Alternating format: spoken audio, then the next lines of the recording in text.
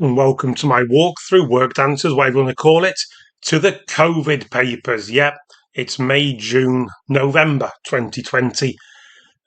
Great times. And we are on the Edexcel Higher GCSE, and it's the paper 2R. So let's go. Question 1. Nothing as simple as taking the two numbers and multiplying, because that's all you need to do. Probability of a blue is 0.4.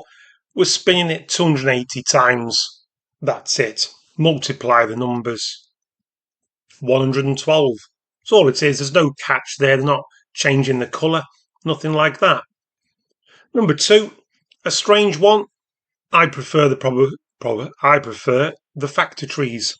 If it ends in a naught, always best to use 10. That gives us 5, 2, prime numbers, 11, and for 8, I always go for a three-way split because I lose patience. Now, this is one of the first occasions I've come across where it wants it as hours. That up till now, I've been working through the 2017 up to 2020 now. This is the first time it's asked for it to be written in index form, if you want to call it that way. So it needs 2 to the 4 times 5 to the 1 if you fancy, and the 11. All right, but not, you'll lose a mark for 2 times 2 times 2 times 2. Number 3, pretty standard form. If you do loops, that's great. Power of 6 does tell you that it's going to become millions. So 2,460,000. But feel free to do loops if you want. Small number here, so 7.4 is what's required. Negative power, this is where I do the loops. 1, 2, 3, should move 4 times. Job done. Question C, when I put that into my calculator, I got the answer of 5,830,000. Doesn't ask for it in standard form, ask for it in any form. If you've converted it, fine. But the mark scheme accepts either, so no need to waste any time. Number 4, we've got a little bit of a puzzle game going on. So the fact that the median is 8 is your first clue for what to fill in. Mode, most common. So we've got to have at least 2 5s, can't have any more because 8 is the median. Range, so there we go, that has to be 15. And final bit is total, so 45 minus all these numbers leaves you with your final answer of 12. Number 5, lower bounds, upper bounds. So when it's been rounded to 1 decimal place, which is essentially nearest 10 pence, your bounds are up and down by 5 pence. So we go down for the lower bound. Whoops, 33 point. That's rubbish what I'm writing. 33.75, and up by 5p for the upper bound. 33.85. Number 6, checking a calculation by estimating. So before I read too far, the fact I see the word approximations means let's get these things rounded off sensibly. The key spot for me is that 0.02 is a 50th. So by the time you've worked out the top of 2,800, dividing by a half is the same as timesing by 2. So dividing by a 50th, because it does say without a calculator, means timesing by 50. So let's prove to the examiner we haven't used a calc. Do 28 5s off to the side, and we get the answer 140. 1, 2, 3, 1, 2, 3, 140,000. Check that his answer is sensible. As you can see, forget the decimal places. It's pretty much 140,000. Nice one, Nav. Number 7. So it's basically Pythagoras. You read all the waffle, we know you're not accurately drawn, yada yada. At the end of the day, when you've got a right-angled triangle and no angles being talked about, you've got to use Pythagoras. So before I read any more waffle, we want the hypotenuse, so we are squaring and adding. Calculator gives me 7.71-ish. So the steel can only be bought in a length that is a whole number. So Marcus has to buy 7.71 and 4.3 and 6.4 because he's building a framework. All that comes to 18.4 meters. But it's not a round down question. He's got to have enough metal, so he needs 19 meters. This is where we reach for the calc, because it's 19 times $22 for 418 for a wordy Pythagoras question.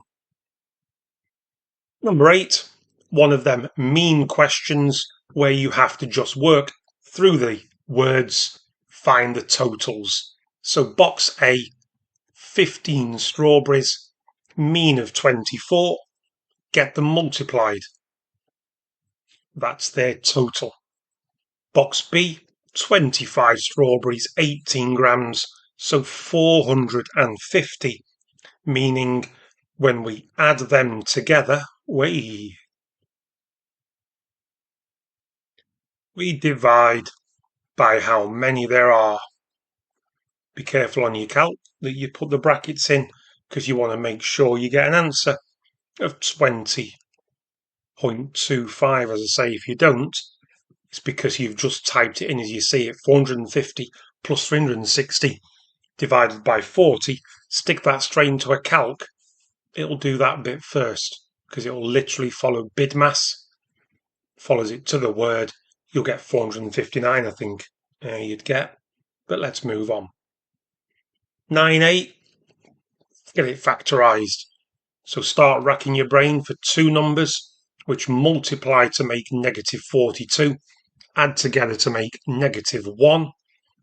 It's plus 6, and it's minus 7. Done. Solving the inequality, you can get the x's, but when you've got an inequality, minus x's can be a little bit dangerous. So I will subtract 3x from both sides, and I'll subtract 3 from both sides. I'll now divide by 5, so 2.4 or 12 over 5. If you want to write your answer with the x that way around, it's on the open end of the inequality, this greater than now. We were saying 2.4 is less than x.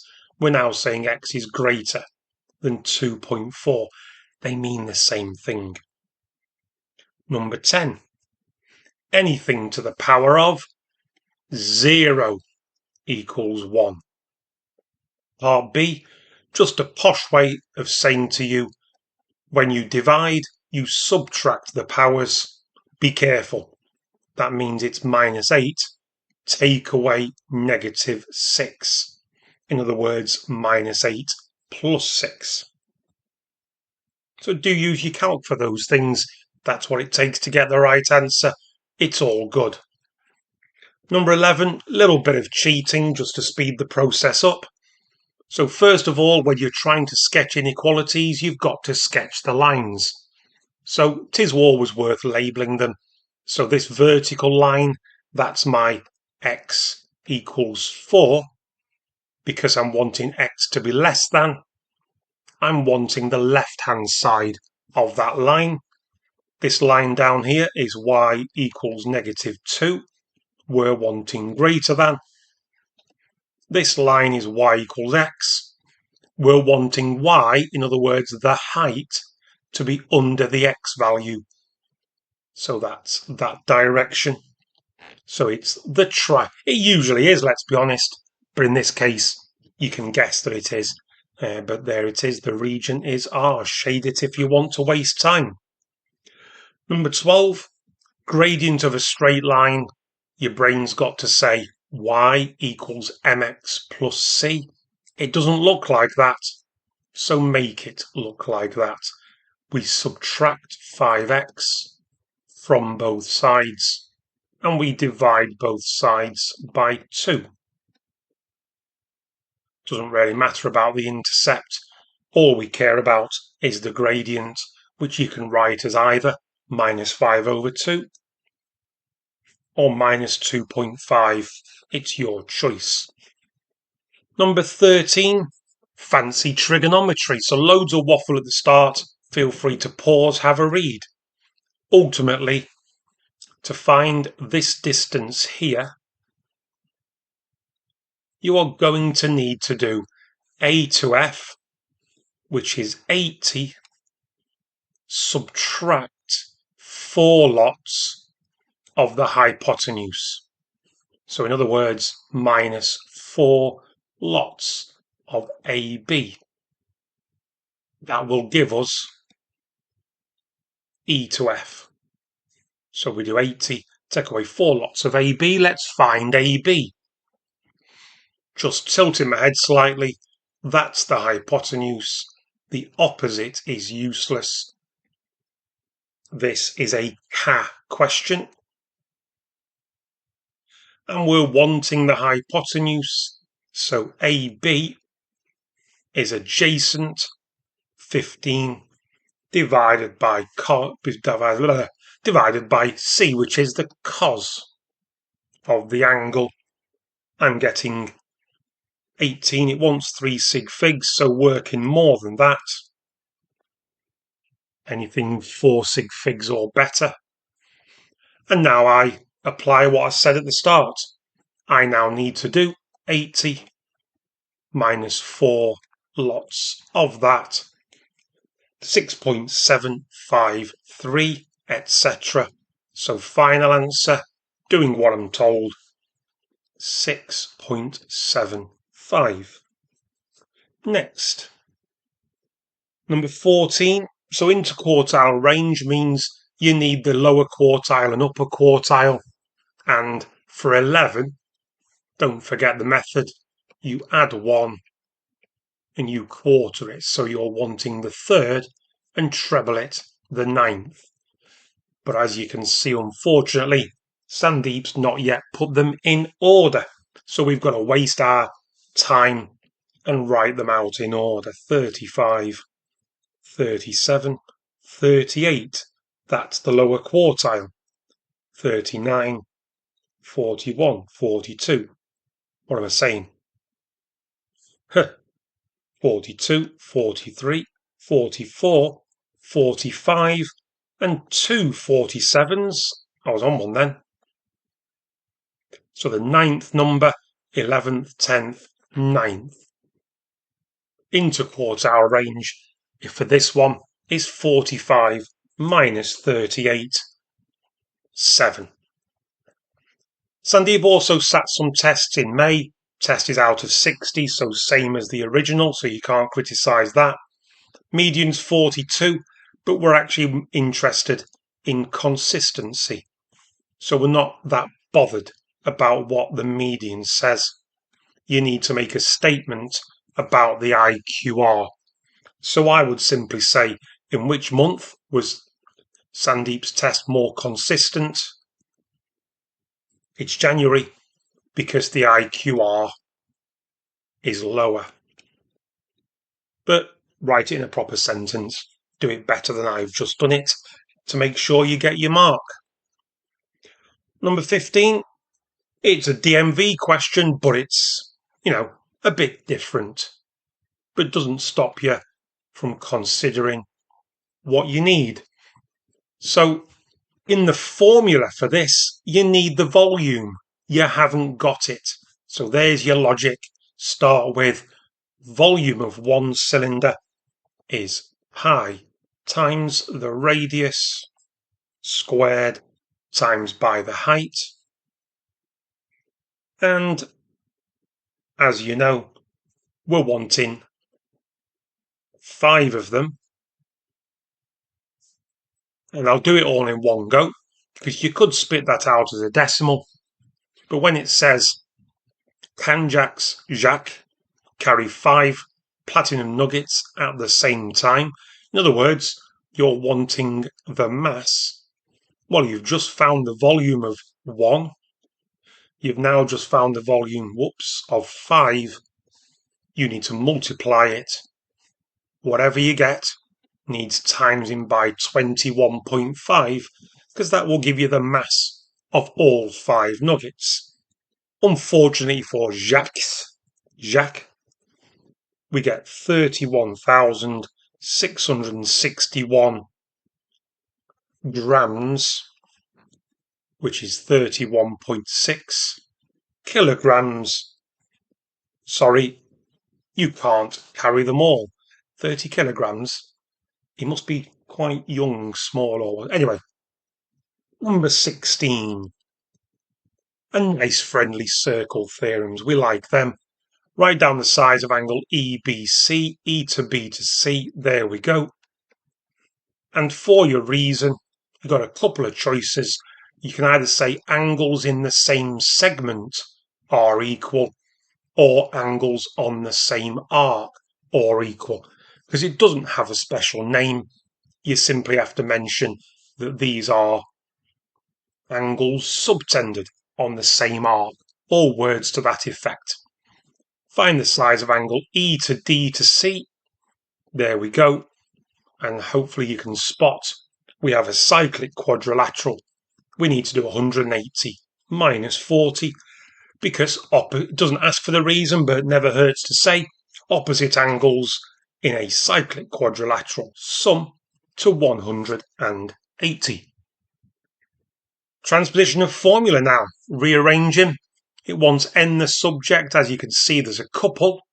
So we are definitely going to have to factorise.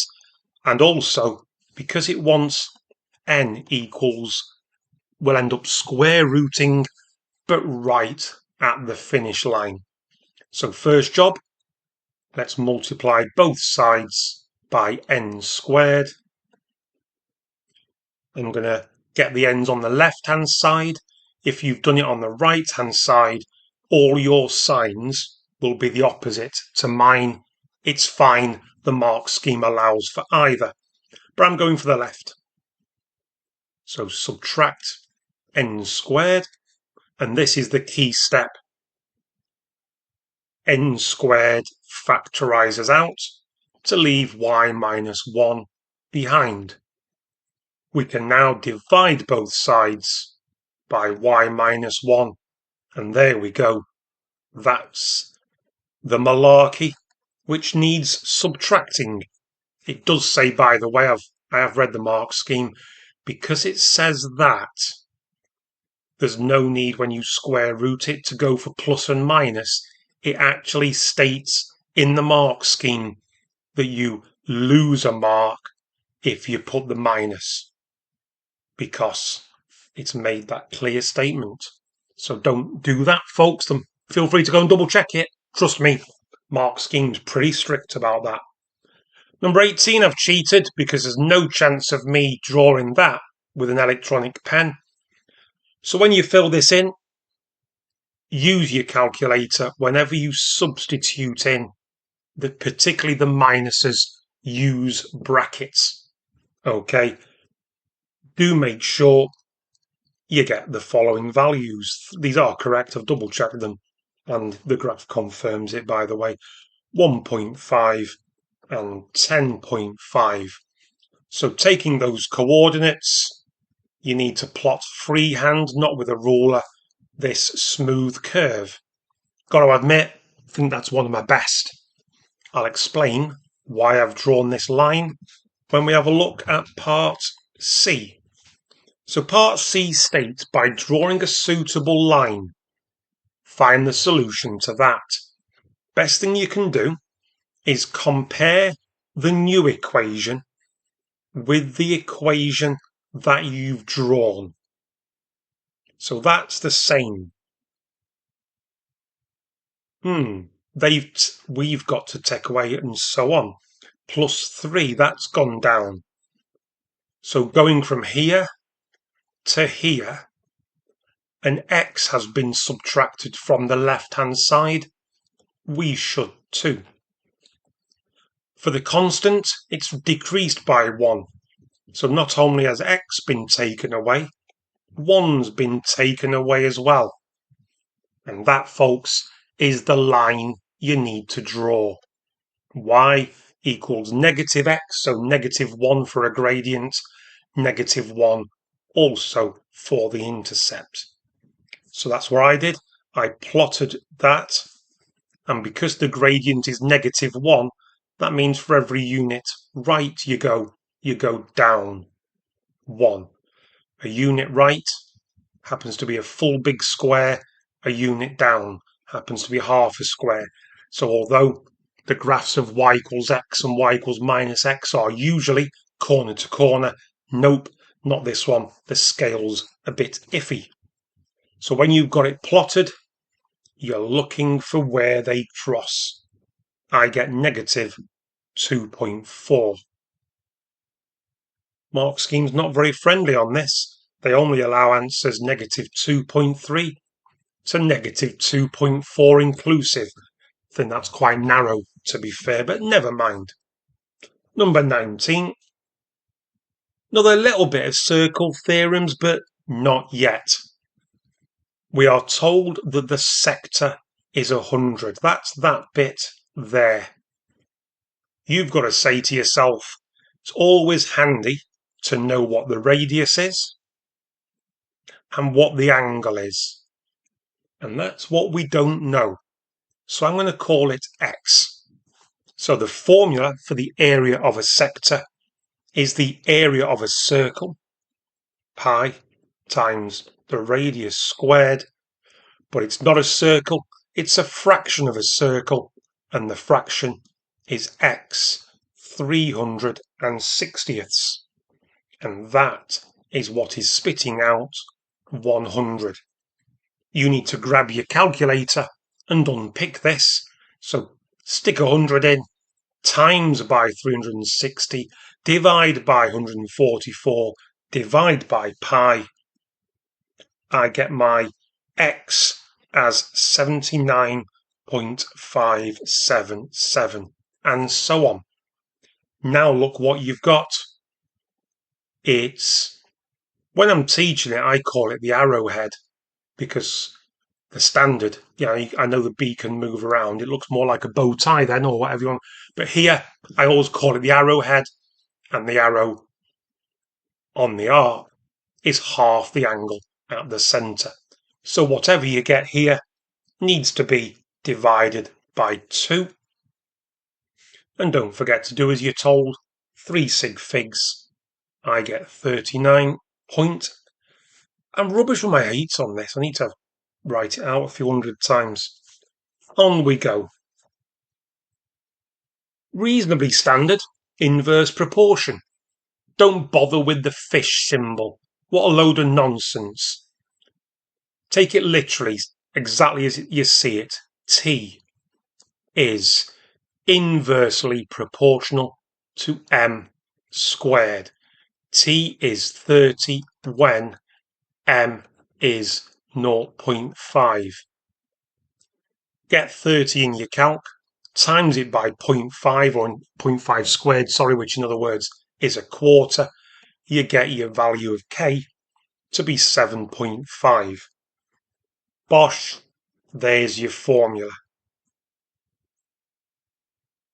You could write it as 15/2 or any equivalent fraction, but I'm going to stick with that. For part B, work out the value of t. So again, very bog standard, stick m in. So on your calc, you should be pressing 7.5 divided by 0.1 squared.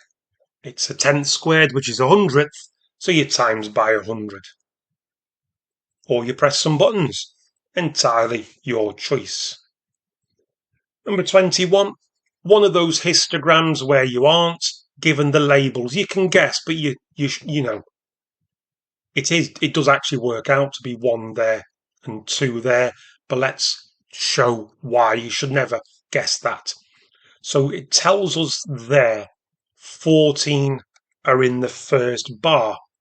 So 14 is the area. Area divided by width gives us height. In other words, frequency density. So the fact that that confirms the rest of the labels, which you may have guessed, but you shouldn't, because it's never always going to be that way. Work out the number of customers who had to wait less than 60. In other words, the whole lot. So here we go.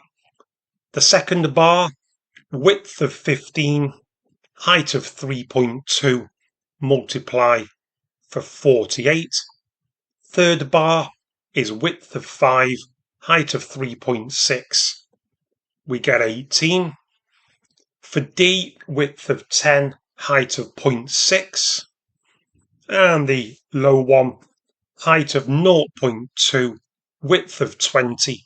So just the 4 people in that section. Adding all those numbers together gets us 90 people in this restaurant. And on to number 22. Simultaneous equations worded differently to what you normally expect. Don't panic, just ignore that last bit. Just think to yourself, if I could only see the top lines, I'd probably sub into there. So just because they've changed the way it's phrased, don't change what your plan is. Either write this as x equals or y equals.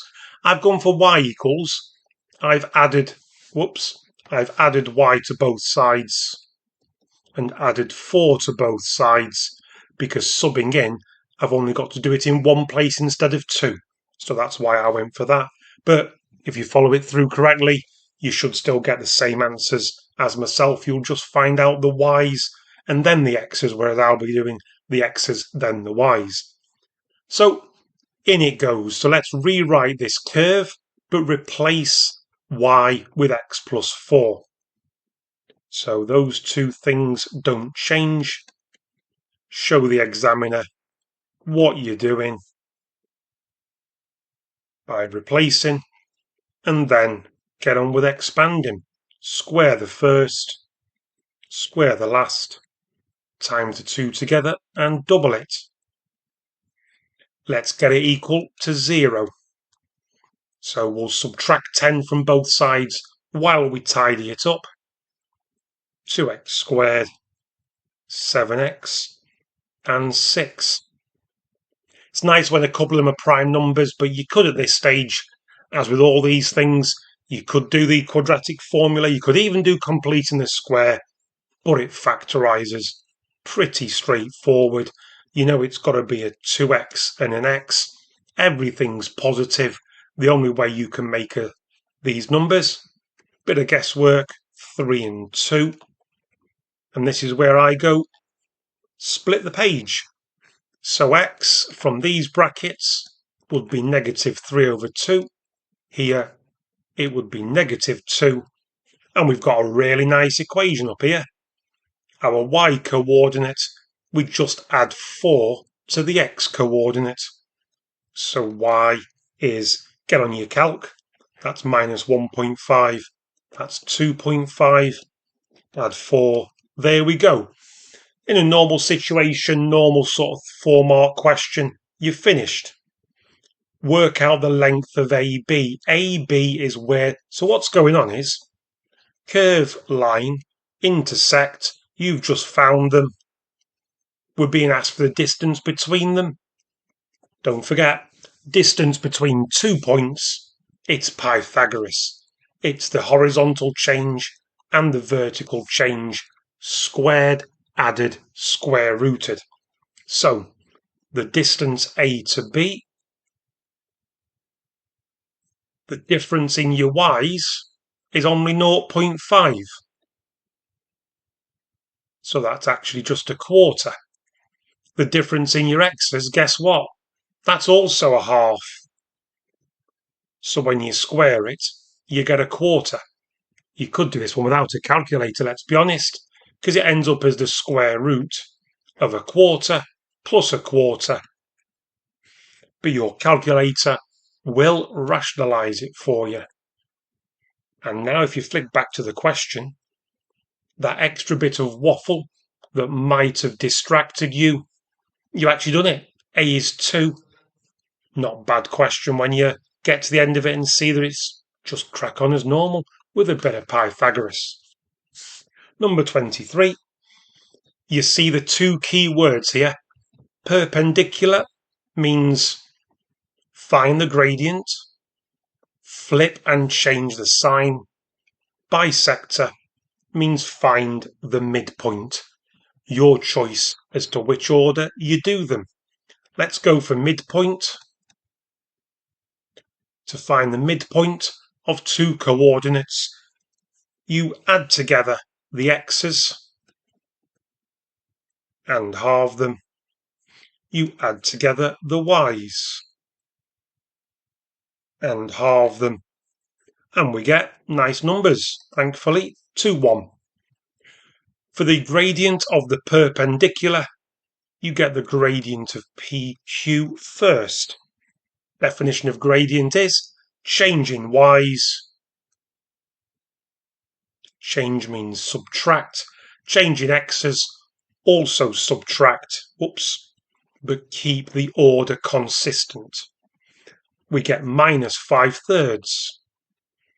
So the gradient of the perpendicular, I always just keep it simple. Change the sign and flip. But if you need to do negative reciprocals, it's the same thing. And if you do, they multiply together to give -1, guess what? It's the same thing. No one cares how you get there. But keep an eye on the answer. We now want the equation of this perpendicular bisector. That's the equation of a line. So we don't know the intercept. We know the gradient. We know a coordinate it goes through. We can find the y-intercept by subbing in. Y is 1. When x is 2, the gradient is always 3/5. And c's on the end. You can grab your calc or do mental arithmetic because that's 6/5 or 1.2. So you get your value of c to be negative 0.2 or negative 1/5.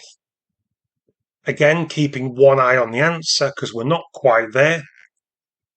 That makes the equation we have so far as mx plus the intercept. So we've got a couple of jobs. One job is multiplying by 5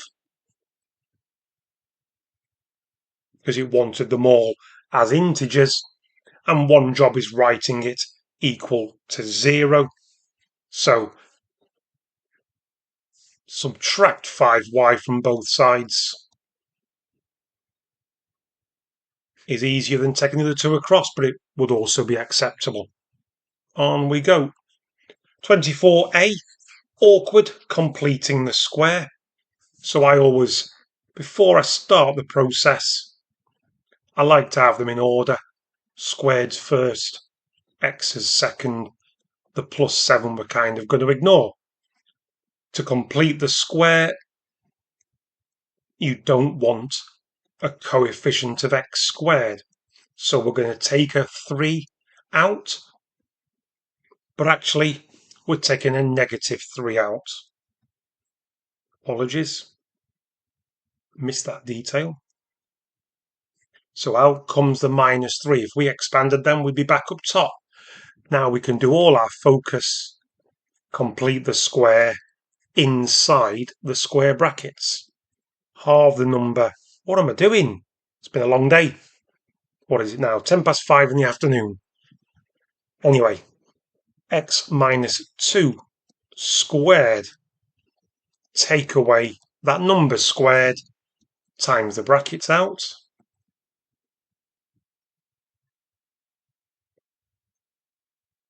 plus 12, and do as you're told. They want the number first, the constant, which is 19. I know people will go, but it says B is positive. No. All right. No. We just happen to have found B to be negative 3 lots of x minus 2. Just squeeze it in down there. Part B, where is the turning point? The turning point of this, it's a negative x squared, so it would look like that. And what you've just done by completing the square is, in this case, found the coordinates of the maximum. The maximum occurs when the brackets disappear. In other words, when x equals 2. And when the brackets disappear, you're left with 19. On we go to a pain in the backside vectors question. You've got to build it up. They've got some information here. They've told us that that is 2a, and it's 4 times bigger over here, so that is 8a. They've also told us that this is in a 1-to-1, so that's b, and that's b. So by using a vector method, find the ratio a to p, p to b. So the idea of this is start finding some sides and so on. So even if you hate vectors, at least write things like a to b is minus 2a plus 2b, because that does start to build things up. In actual fact, it is a step in the right direction. The vector a to b is negative 2a plus 2b. Anything else we can find out? Yeah, n to m is something else we can write. The journey will take us minus 10a plus 1b. Now we can start considering part of what we've been asked for. Let's focus on a to p. How would I get from a to p? Well, I'm going to go left. I'm going to go this way. I'm going to go to n first by using 8a. And I'm now going to go to p. Now, I don't know how far that is. I know it is something multiplied by n to m. It's a fraction of n to m. I don't know what fraction, 9/10, 4/5. Who knows? It's p. I've called it p, call it whatever you want. It's p lots of n to m. In other words, minus 10a plus b. But there is another way to get from a to p. I can go right instead of left. All right, there's another way because we've already done a to b. So a to p is some fraction. I'm going to call it q. A to p is a certain fraction of a to b, and again, that's why we needed these. So these would have picked up a mark, maybe 2 if you're lucky. So it's something multiplied by negative 2a plus 2b. Now here's the crux of this question. I'll just keep the slight diagram in there. When you look at these two equations, they must be equal. At the point where they meet, they must be equal. Not just that, but the a's must be equal. So let's only look at the coefficients of a. In the top equation, the only things which are next to the a vector are 8 and negative 10p. Could expand those brackets, but waste of time. And the a's must correspond with whatever is next to a in the second equation. If we times it out, what would be next to a? Negative 2q. Now let's look at vector b's, because they must be equal as well. So on the top equation, the only thing next to vector b, if we expanded it, is p. The only thing next to vector q, if we expanded it, is 2q. Sorry, next to b is 2q. Got my letters mixed up there, apologies.